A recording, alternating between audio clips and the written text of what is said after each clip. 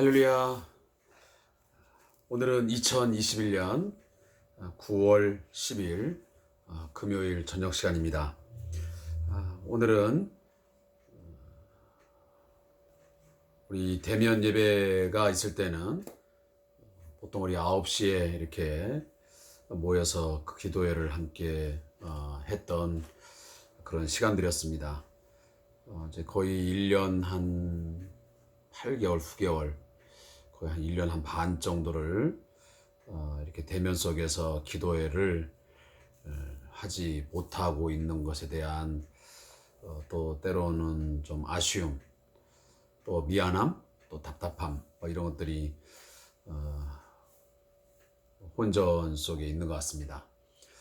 아무쪼록 우리들이 함께 모여서 찬양하고 또 공통의 기도의 제목을 해놓고 함께 부르짖었던 그런 시간들을 함께 하지는 못하고 있지만 그럼에도 불구하고 우리 함께 오늘 금요 기도 시간을 통해서 이 말씀 묵상이 끝난 이후에 우리 사랑하는 성도님들 5분도 좋고 10분도 좋고 20분도 좋고 1시간도 좋고 여러분 주어진 시간 속에서 정말 개인의 어떤 신앙생활, 또 우리 가족을 위해서, 또 교회 공동체를 위해서, 또 나라와 민족의 여러 가지 상황들을 우리가 함께 보면서 가슴에 품고 기도하는 어떤 제사장적 그런 기도의 모습, 이건 분명 우리가 가져야 될 아주 중요한 부분이라고 생각이 됩니다.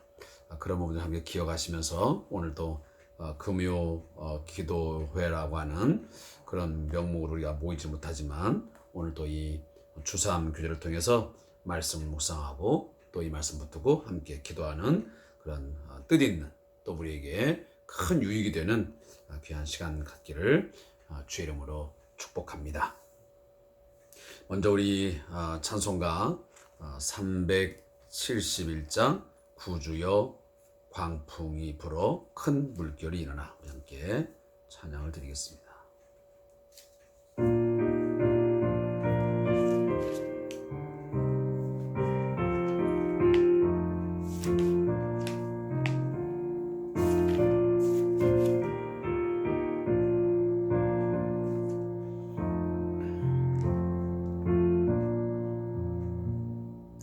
구주여 광풍이 불어 큰 물결이 일어나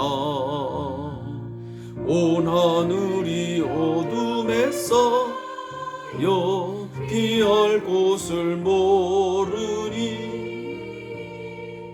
우리가 죽게 된 것을 안 돌아봅니까?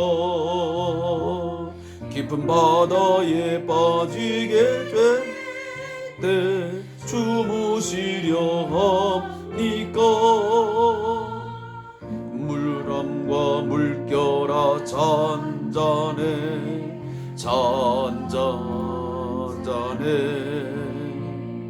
사납게 뒤노는 파도나 저 흉악한 마귀나 아무것도 주변하니 잠들어 누신 배 뒤엎어 놓을 능력이 없도다. 주 예수 품바를 꾸짖어 잔잔해 주 예수 품바를 꾸짖어 잔잔하라. 구주여 떨리는 내 맘 저 풍랑과 같아서 늘 불안에 쌓여서 산이 날 붙들어 주소서. 세상의 풍파가 나를 삼키려 합니다. 지금 죽게 된 날 돌아보사 꼭 구원해 주소서. 바람과 물결아 잔잔해 잔잔해 사납게 뛰노는 파도나 저 흉악한 마귀나 아무것도 주 편안히 잠들어 누신 배 뒤엎어 놓을 능력이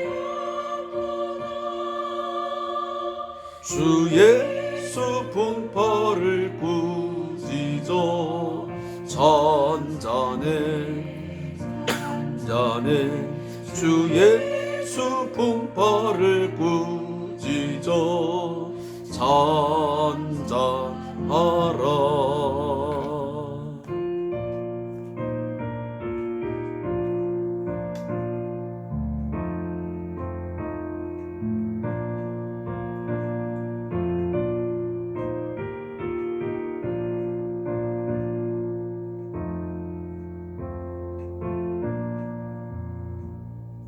사나운 광풍이 자고 큰 물결이 그치니 그 잔잔한 바다와 같이 내 마음이 변하다. 구주여 늘 함께 계셔 떠나지 마소서. 복된 항구에 즐거이 가서 그 언덕에 쉬리라.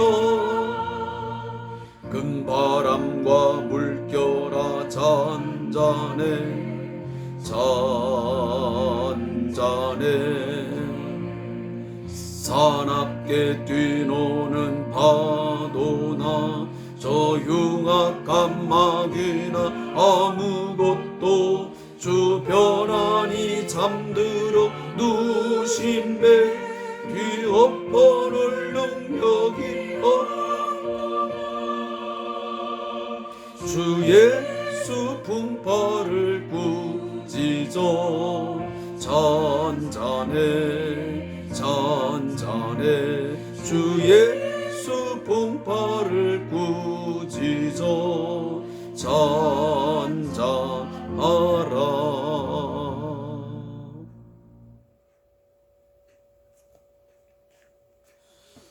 오늘 구주여 광풍이 불어 이 찬양을 하나님 앞에 드리면서 이 가사 하나하나를 저는 마음에 또 새겨 보았습니다. 그리고 마태복음 8장에 나오는 그 상황을 연상하면서 이 찬양을 제가 하나님 앞에 드렸습니다. 그러면서 무슨 생각을 잠시 했냐면, 그래도 과거 예수님의 제자들은 예수님과 함께 그 배를 타고 갈 때에 큰 광풍이 일어나자마자 그들이 어떻게 했습니까?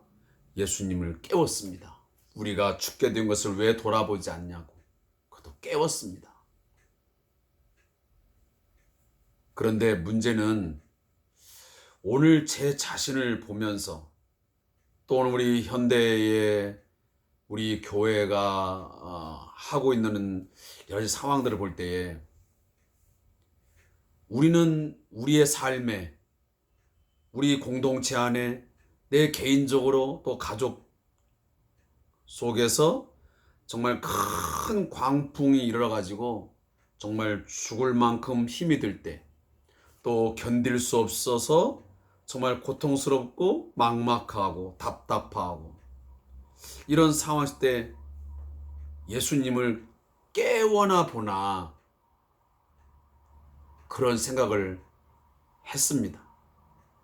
예수님을 깨우기는커녕 우리는 사람 붙들고 애원하기 바빴고, 그리고 그냥 내 혼자서 이런 생각 저런 생각하면서 이 풍랑을, 이 풍파를 어떻게 헤치고 나갈까라고 고민하고 스스로 생각은 하는 시간은 많았지만 실상 주님 내가 죽게 되었습니다. 나를 좀 돌아봐 주십시오. 하면서 울며 불며 주님 붙들고 깨워보는 시간은 얼마나 있었는가 하는 생각을 오늘 이 찬양을 들으면서 생각을 좀 하게 되었습니다. 제가 이 본문의 이 내용을 가지고 이제 이야기를 또 전개해 나가겠지만, 우리가 함께 지금 공부하고 있는 또 묵상하고 있는 요한계시라는 것이 정말 순탄하고 정말 순풍에 돛을 달고 항해한 듯한 그런 상황 속에 있는 성도들에게 쓰여진 편지가 결코 아닙니다. 지금보다 오히려 더 극심한 박해와 고통이 가해지는 그런 상황이었고, 생명의 위협을 매일매일 느낄 수밖에 없는 그런 혹독한 상황에 내몰려진 그 성도들을 향하여 오늘 주님이 이 메시지를 통해서 그 성도들을 위로하고 격려하고 그리고 흔들어 깨우고, 그리고 깨어있는 자, 끝까지 믿음을 지킨 자에게는 내가 뭔가 새로운 약속을 통해서 뭔가를 내가 반드시 갚아주겠다고 하는 그런 하나님의 어떤 구원의 어떤 보장, 뭐 하나님의 함께 하심의 어떤 약속들, 이런 것들이 오늘 본문 속에 주어지는 것이거든요. 아무쪼록 오늘 함께 우리가 이제 사대교회 또한 필라델비아 교회를 우리 함께 묵상할 텐데, 이 말씀을 다시 한번 여러분 잘 새길 수 있기를 바라겠습니다. 먼저 우리 요한계시록 3장을 우리 같이 펼쳐보겠습니다. 요한계시록 3장 1절부터 13절까지 말씀을 읽겠습니다. 요한계시록 3장 1절부터 13절입니다.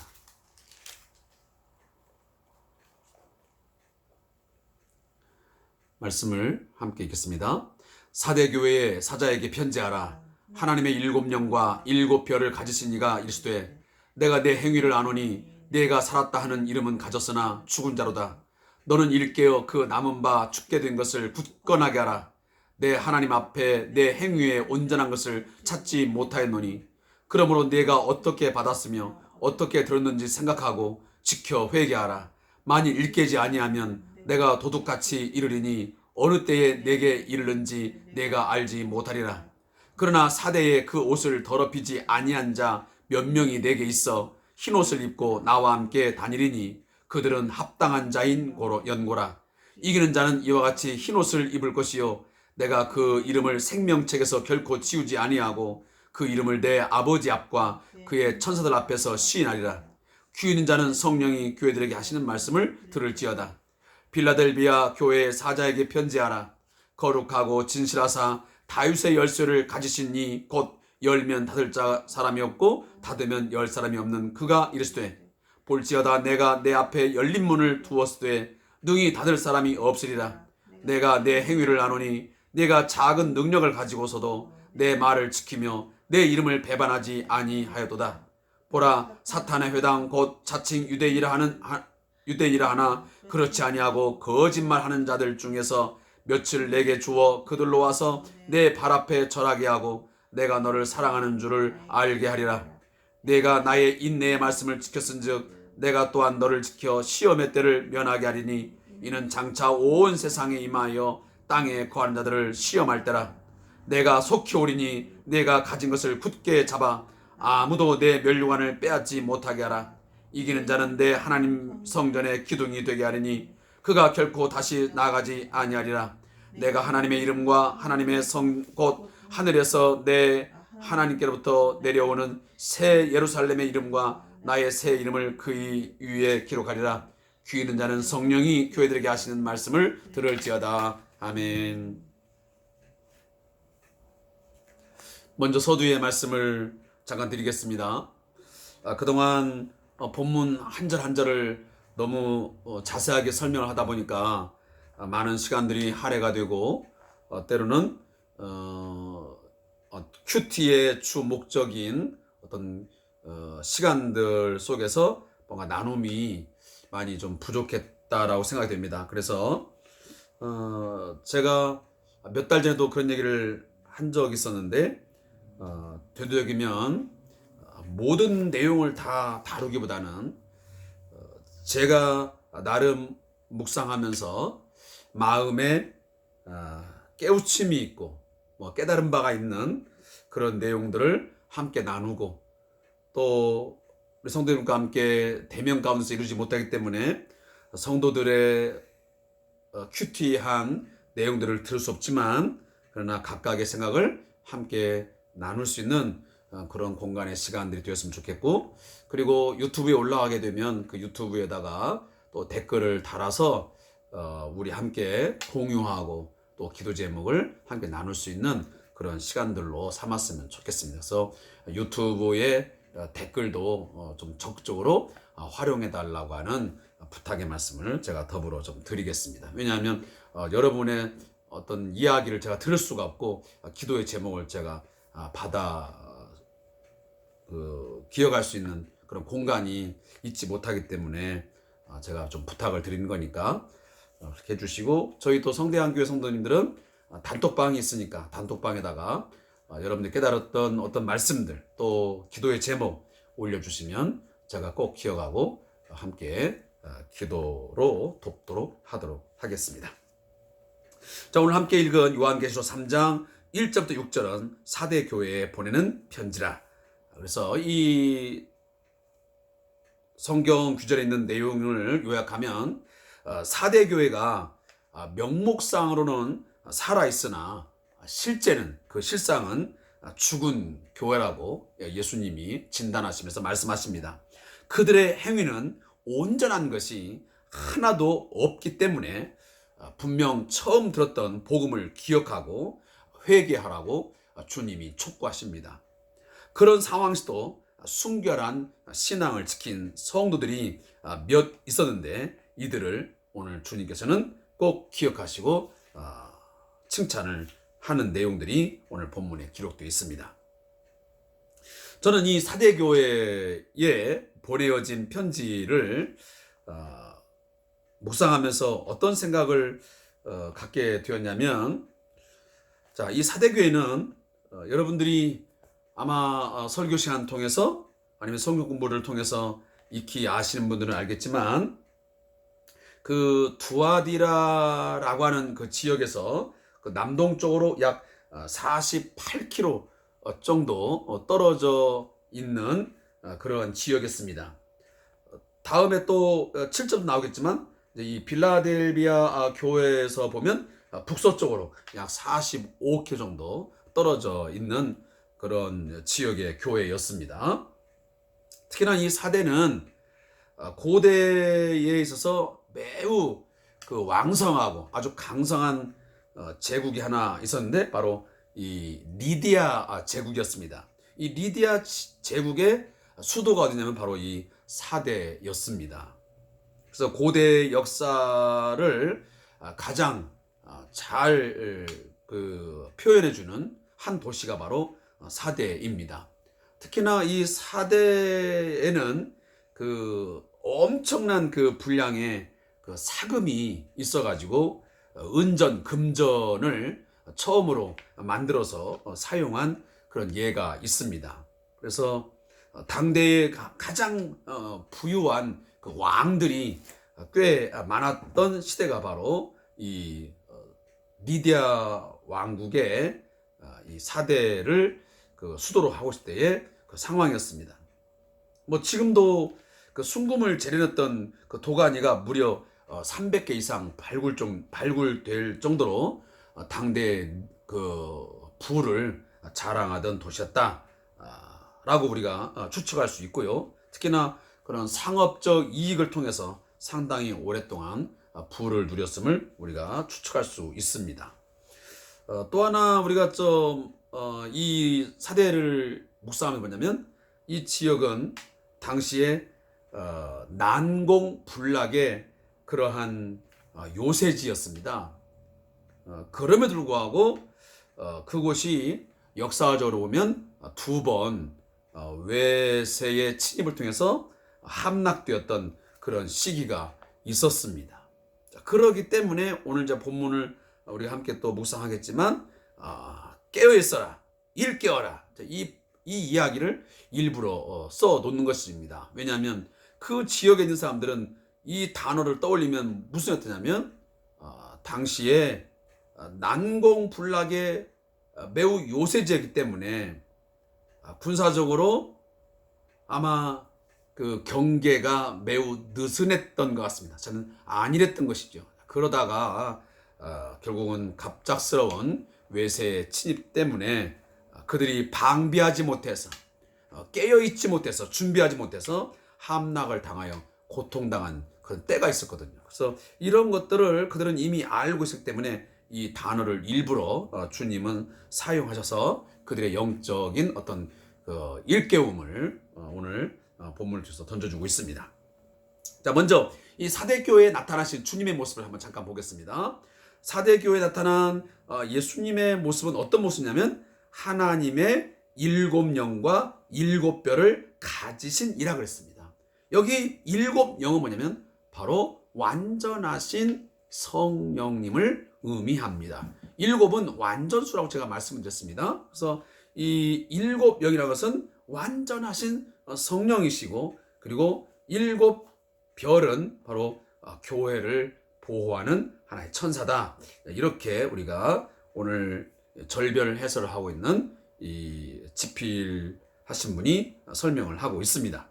자, 이 말을 한마디로 말하면 예수님은 그 성령과 이 천사들을 통해서 교회를 당시에 특히 이 사대 교회를 철저하게 보호하시고 지키신다고 하는 사실을 주지시켜 주고 있습니다.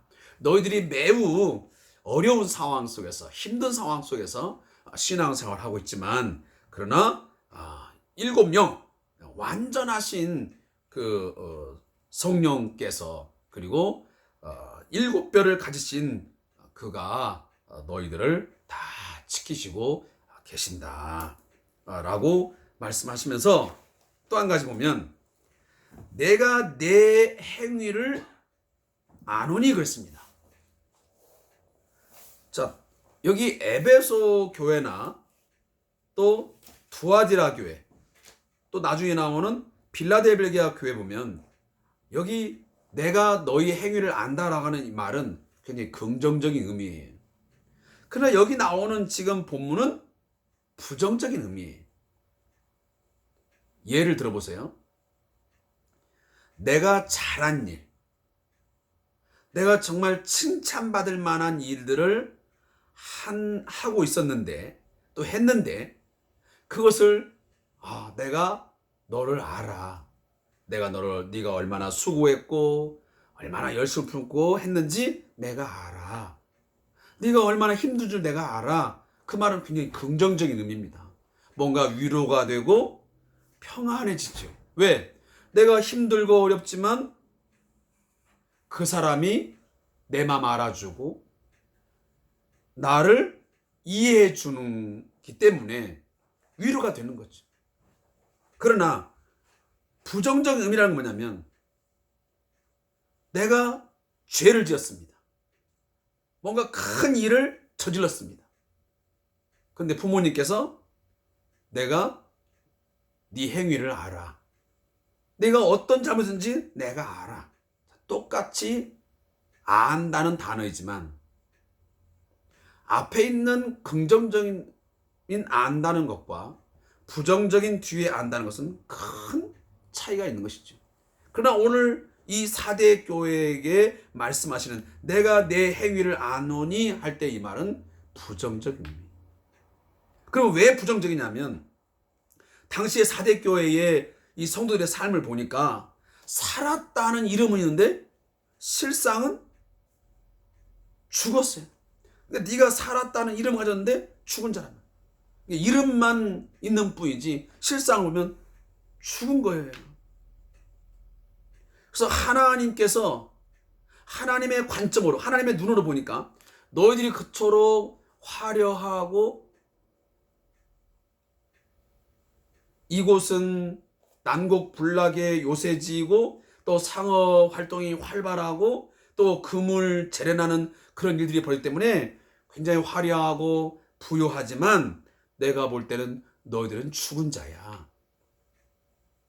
영적으로 완전히 활력을 잃어버렸고 예수의 생명력을 다 잃어버린 그런 성도들이요, 그런 교회라고 오늘 주님이 진단하고 있는 것입니다. 영적으로 매우 무기력한 상태에 빠져 있다라고 주님이 진단하신 것입니다. 이 말씀을 듣자니 무슨 생각이 번뜩 떠오르냐면 사두개인들 그리고 서기관들 바리새인들을 향해서 예수님이 하셨던 말씀을 생각을 합니다. 뭐라고? 너희들은 회칠한 무덤 같다. 겉모습은 나름 잘 갖춰놨는데 그 무덤 속에는 뭐가 있어요? 썩은 시체가 있어 썩은 냄새가 나는 것을 말하지 않습니까? 형식적이고 외식주의적인 그러한 신앙을 꼬집을 때 그리고 책망할 때에 예수님이 쓰셨던 표현이었습니다. 바로 오늘 본문이 그런 것입니다. 너희들의 겉모습은 그리고 이름은 살아있는 것 같고 뭔가 강한 것 같고 단단한 것 같은데 그 속을 들여다보니 썩은 냄새나는 죽은 자 같다. 너희들에게 과연 영적인 생명력이 있느냐? 이 이야기를 오늘 하고 있는 것입니다. 저는 이 이야기를 들으면서 어떤 생각을 했냐면 우리의 그런 영적인 활력, 그 생명력이라는 것은 그러면 어디서 가져오는 것일까? 내가 그런 것들을 어떻게 유지할 수 있을까 할 때에 저는 앞에 있는 본문을 좀 생각해 봤습니다. 하나님의 일곱 영, 이게 성령 아닙니까? 내 안에 어떤 성령의 어떤 역사하심의 그 갈구함. 성령님, 나를 도와주소서. 성령님, 나와 함께 해주소서. 하면서 그 성령의 능력 주심, 성령의 부어주심, 이런 것들을 우리가 갈급해하지 않고 뭔가 구하지 않는 가운데에 살아가기 때문에 결국은 영적인 활력도 생명력도 다 잃어버린 채 그저 그냥 그리스도인다운 거죠. 그냥 모양만. 주일날 예배당에 출입을 하니까 성도 같은 거예요. 성경 찬송을 가지고 다니고 그리고 유튜브를 통해서 예배를 우리가 함께 하고 하니까 그런 모습들은 어찌 보면 살아있는 것 같은데 그러나 우리의 내면 속에서 진정 하나님을 제대로 알지 못하고 하나님을 경험하지 못하고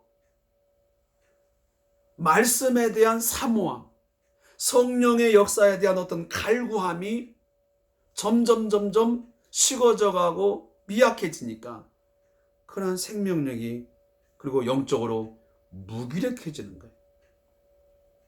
그러니까 조그만 어떤 일에 우리가 부딪히게 되고 위기에 빠지고 뭔가 도전이 오면 기도할 힘이 없는 거예요.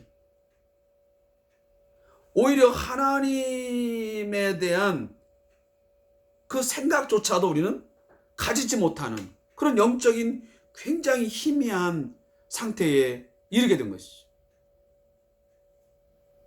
늘 우리의 심령 가운데 성령의 불이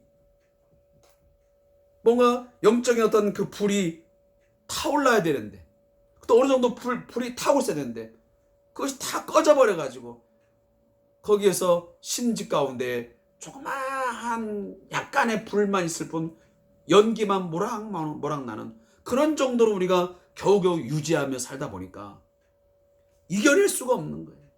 당할 수가 없는 거예요. 그걸 우리가 어떻게 알게 되냐면 내 하나님 앞에 내 행위에 온전한 것을 찾지 못하니 이게 무슨 말이냐면 내가 너희들 속에서 너희의 신앙의 온전함, 너희 믿음이 온전하다는 것을 신실하다는 것을 찾아볼래야 도무지 찾아볼 게 없다.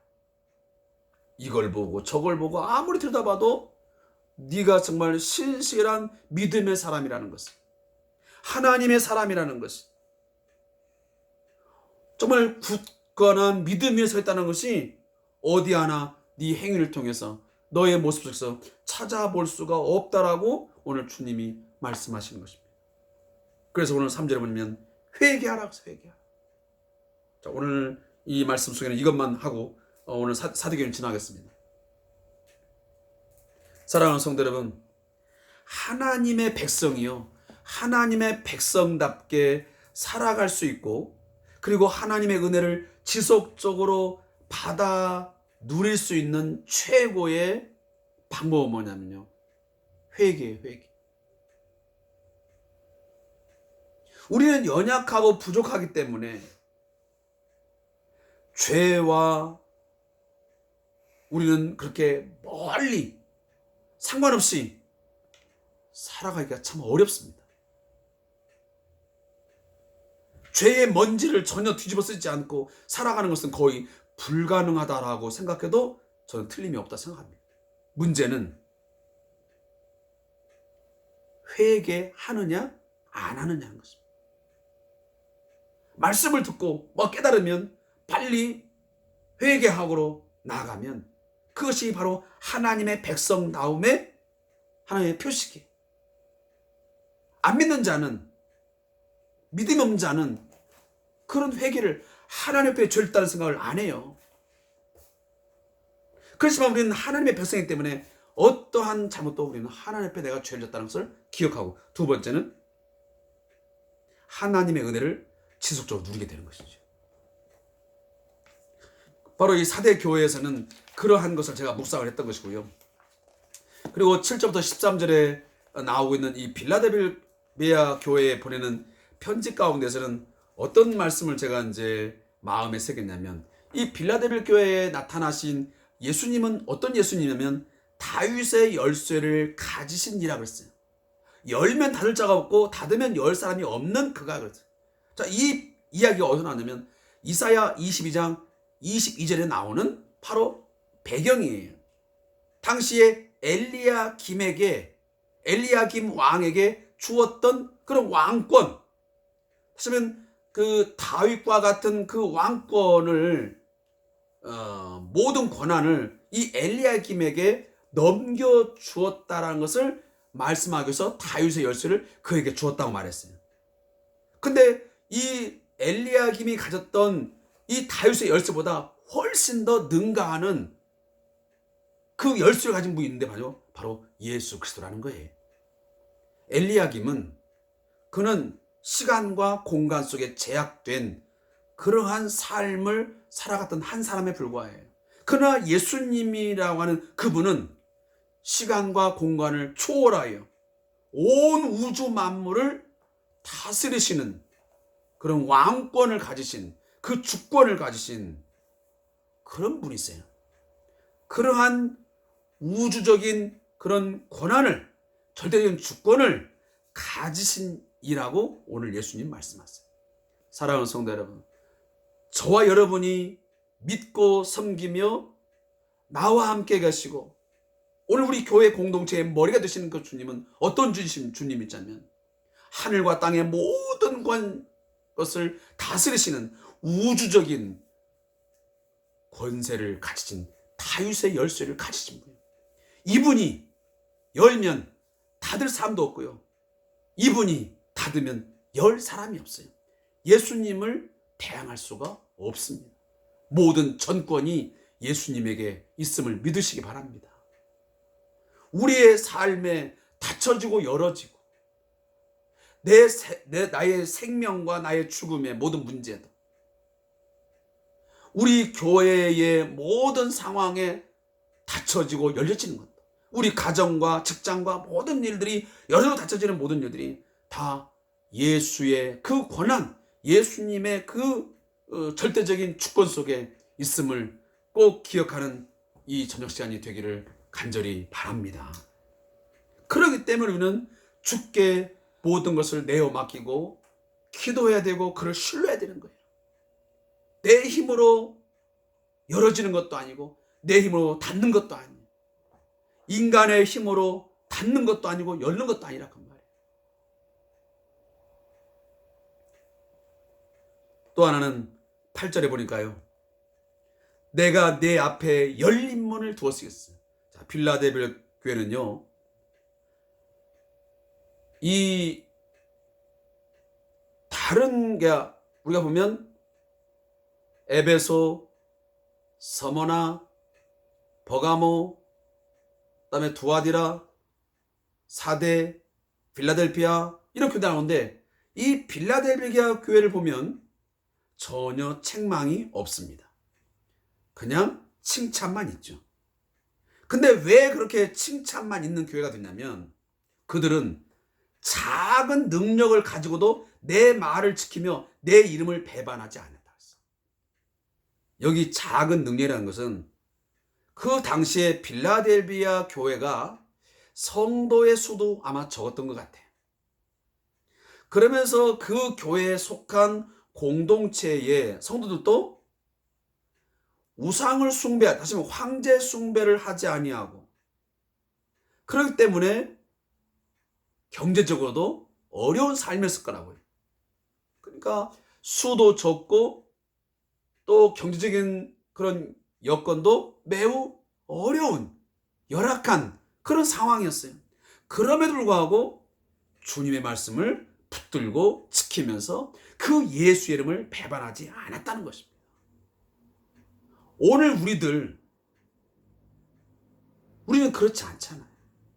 우리는 틈만 나면 때로는 조그만 뭐가 있으면 예수님의 이름을 배반하고 돌아서 버리고 기억하지 아니하고 내 이름의 능력으로 살려고 내가 가진 것으로 뭘 해보려고 하는 때가 얼마나 많았냐.